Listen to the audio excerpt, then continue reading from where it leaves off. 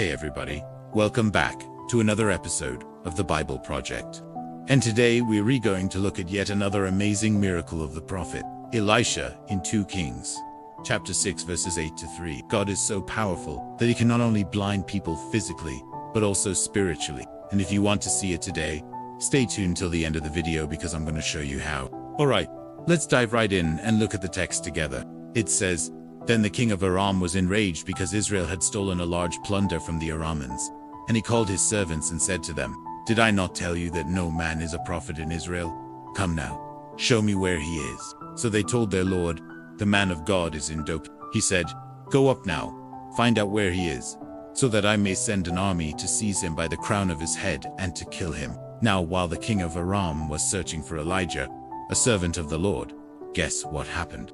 This guy named Elisha was plowing with 12-year-old servants. Elisha was plowing with oxen. He had a team of oxen, and he was just doing his farm work. And when the servant was looking behind him, guess what he saw? He saw a huge army, like hundreds of thousands of men coming up behind them, right? And immediately he started to panic. He starts running to Elisha and shouting, 'Oh, my master!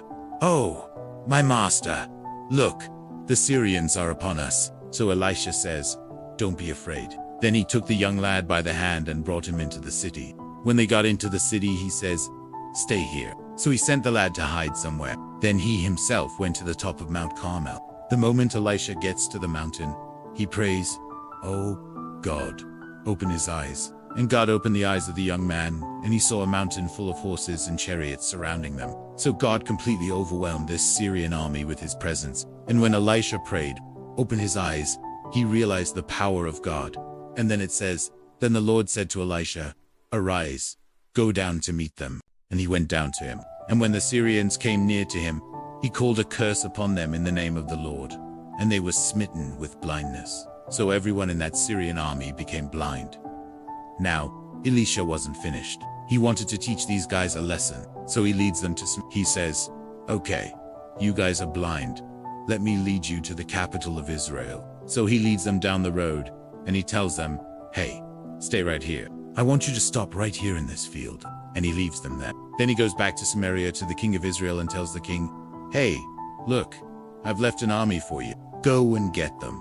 So the king does. They attack the Syrians and take the Syrians prisoner. Then Elisha comes back to those Syrian princes who are blind, and he pours oil on their heads and heals their eyes. And then he lets them go and gives them food and sends them on their way. And that's how God delivered Israel once again through the prophet Elisha.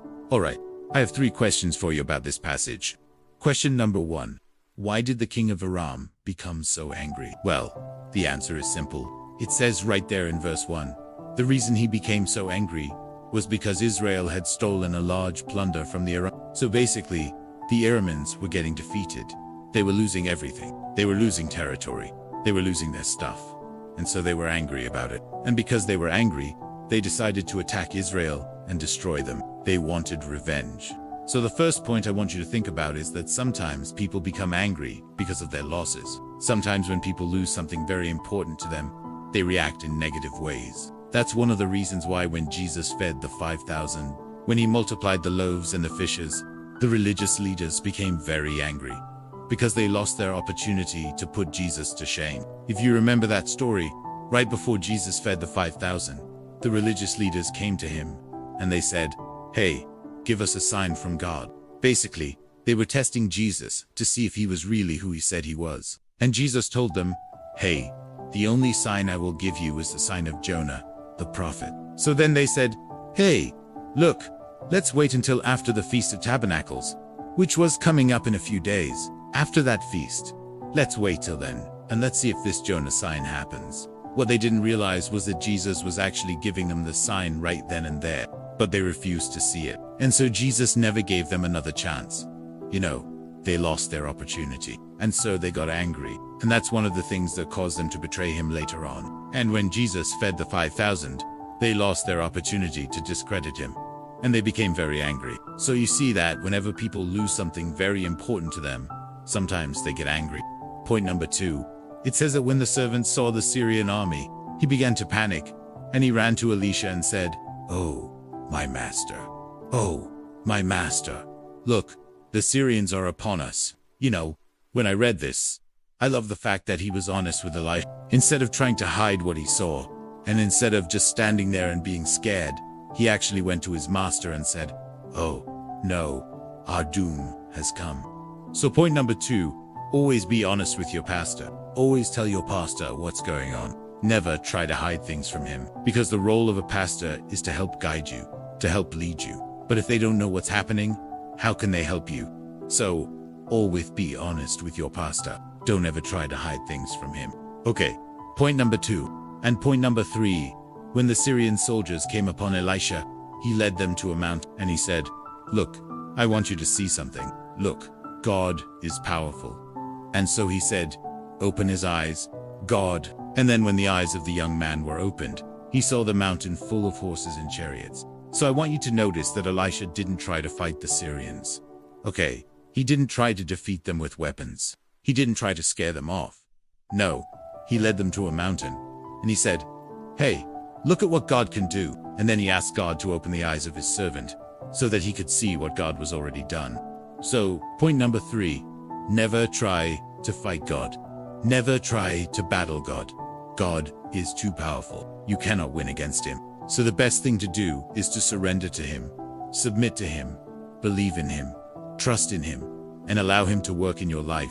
And like Elisha, bring the people you are trying to witness to a place where they can see what God can do and experience God for themselves. And then once they experience God, they'll see that they can't fight against him. And many times when people start to follow God, when people start to experience God, they'll leave the bad stuff behind.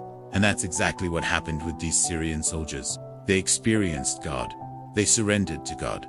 They repented of their sin, and they became followers of God.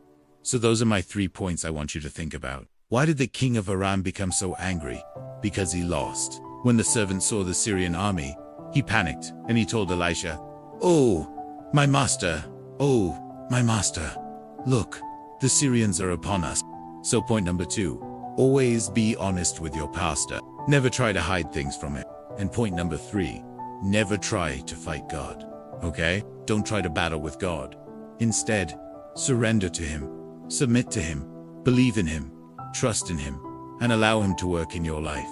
And now, I want to apply this to our lives today. In the same way that Elisha led the Syrians to a place where they could experience God and see God as power, we as believers should lead people to Jesus.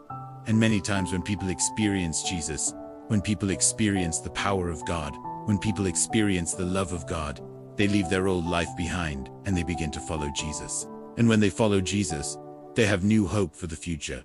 They have new strength to overcome the challenges of life. And they have new peace that passes all understanding. Well, everybody, I hope you enjoyed today's video. If you did, make sure to click the thumbs up button below. And if you haven't subscribed, please subscribe.